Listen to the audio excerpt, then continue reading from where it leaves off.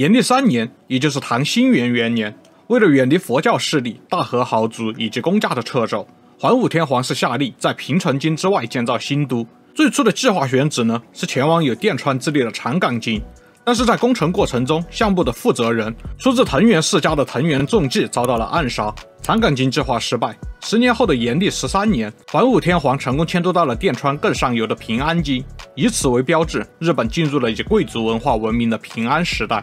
遷都之後的桓武天皇呢，將主要的精力放在了2件事上，其一是繼續建設和整頓平安京，因為此時的平安京還屬於基本建成，還有很多內部的維持和附加工程需要做。而且很多設計建成之後，它的功能與預期是不符的。其二呢，是要討伐蝦夷。這些年來，蝦夷人在阿户留維的統治之下變得更加強大，已經有了向關東擴張的勢頭，威脅很大。桓武天皇想要解決這個問題，就任命了坂上田村麻呂為征夷大將軍，出征東北，將蝦夷人趕到了本州島北部不大的區域內。但是無論是工程隊還是軍隊，都是既燒錢又燒人口的大工程。日本的国力呢是變得空虛，失去了太多壯丁，導致平安時代前期田地荒蕪，稅收一直都很困難。桓武天皇的內閣意見也分成了2派，一派是主張立即停止大型工程和軍事行動，應該把政府開支控制在維持運行的範圍內來與民生息；另一派則主張2件事都只差臨門一腳而已了，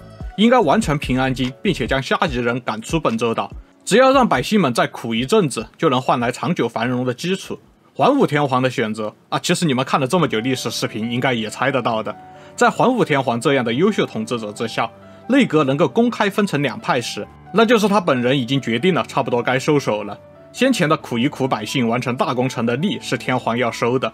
現在利快要見底了，體恤百姓的民，天皇也是要的嘛。此外呢，桓武天皇又設立了勘解由使制度，監察國司交代過程中的不正當行為。不過桓武一代確實是一直很缺錢，天皇家族也做了不少自我犧牲來減少國政的開支。整體來說呢，桓武天皇算得上是一位仁君。公元806年，桓武天皇去世，其子平城天皇即位。3年之後，平城天皇又病重，讓位給了弟弟嵯峨天皇，他自己則是從平安京搬到了奈良平城京養病。結果事情變得奇怪了起來，平城上皇的身體漸漸好了起來，而嵯峨天皇反而自己生了病，身體一天比一天差。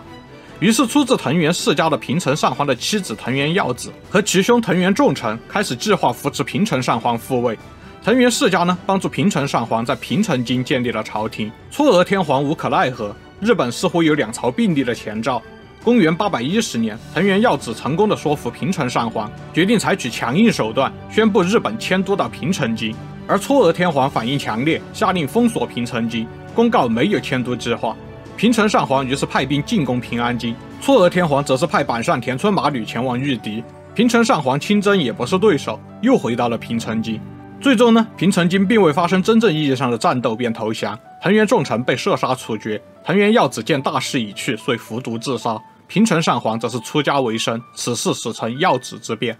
耀子之變後啊，為了防止類似的事情，嵯峨天皇設立了藏人頭，作為天皇近臣參與事務，以此來加強政令當時出自天皇的體制。第1代藏人頭是出自藤原北家的藤原冬嗣，於是藤原北家取代了藤原世家掌握權力。從桓武天皇的征夷大將軍開始，加上勘解由使、藏人頭、減非為使、攝政、關白，這些在大寶律令之外新設的官職被稱為令外官。畢竟大寶律令基本就是照搬唐朝的制度，那直接用到日本肯定有各種水土不服。經過這一番改造之後，也許我們可以稱之為日本特色的唐制。順帶一提呢，其實一開始建設平安京也是復刻的唐長安，結果用起來很不順手，才有了桓武天皇遷都之後的大改建。話說回來，桓武天皇遷都的目的是避開佛教、大和彝族和公家的掣肘。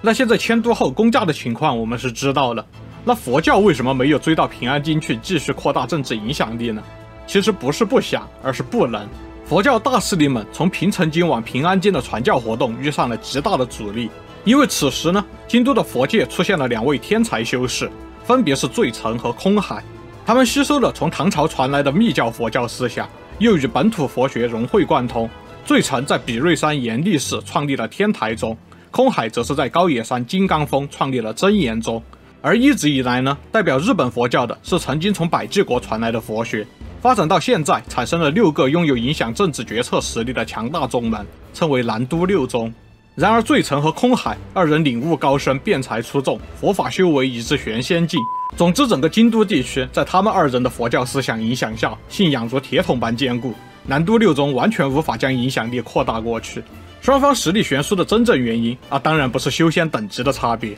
論佛法悟道，罪臣和空海在當時的日本確實可以說是無出其右的。而傳播能力懸殊的另一個重要原因是密教和南都六宗的底層邏輯不同。南都六宗雖然各自對修佛的方向有別，但是整體來說呢，都是強調修行和領悟，是以對修行的思考歸納以及對佛法的理解演繹為根本。而兩個新興的密教佛教則都是強調加持祈禱和修行中的機緣頓悟，以及不失佛的慈悲和佛國大道。顯然對於普通人來說呀，密教比南都六宗的門檻那是低太多了，幾乎所有的貴族都改信了密教。南都六宗無論是在傳教、政治影響還是經濟實力方向上的競爭，都無法打入平安京，終於不再有實力撤走天皇。話題回到中央朝廷，藤原冬氏成為了嵯峨天皇的近臣之後呢，是開始重用各個藤原家的人，排斥其他家族的人，稱為他氏排斥事件。成和9年，嵯峨天皇去世，圍繞天皇繼承權發生了爭執。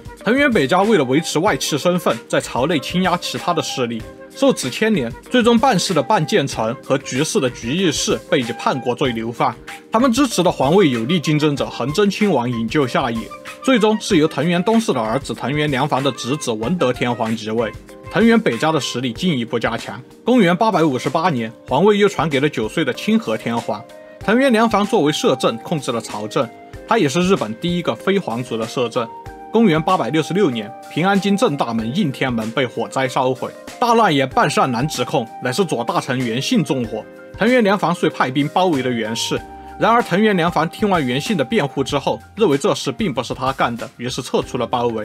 之後，大宅英曲向藤原良房密報，他看到半善男帶着另外2人跑出应天門之後不久就發生了火災，並且聽說半善男曾經與人商量陷害源信，事情變得撲朔迷離。再後來，一名半善男的家臣因為牽扯進了一起謀殺案而被捕。嚴刑拷打之下，他承認应天門的火就是他自己放的。藤原良房拿着供詞去質問半善男，半善男也不再抵抗，承認了確實就是他策劃的，目的就是要陷害源信。這是平安時代一個超級大案，史稱應天門之變。策劃者半善男被流放，再加上文德天皇即位爭端中半建成被流放，大和王權勢力的代表之一，非鸟奈良時代的頂級豪族半氏從此徹底沒落。於是藤原良房的時代，藤原北家在朝中的根基更加穩固。良房死後呢，他的兒子藤原基金繼續掌權。清和天皇死後即位的陽成天皇又是幼年登基，藤原基金於是又成了攝政。然而後來藤原基金和陽成天皇關係惡劣，無法調和之下，陽成天皇禪位給了55歲的光孝天皇。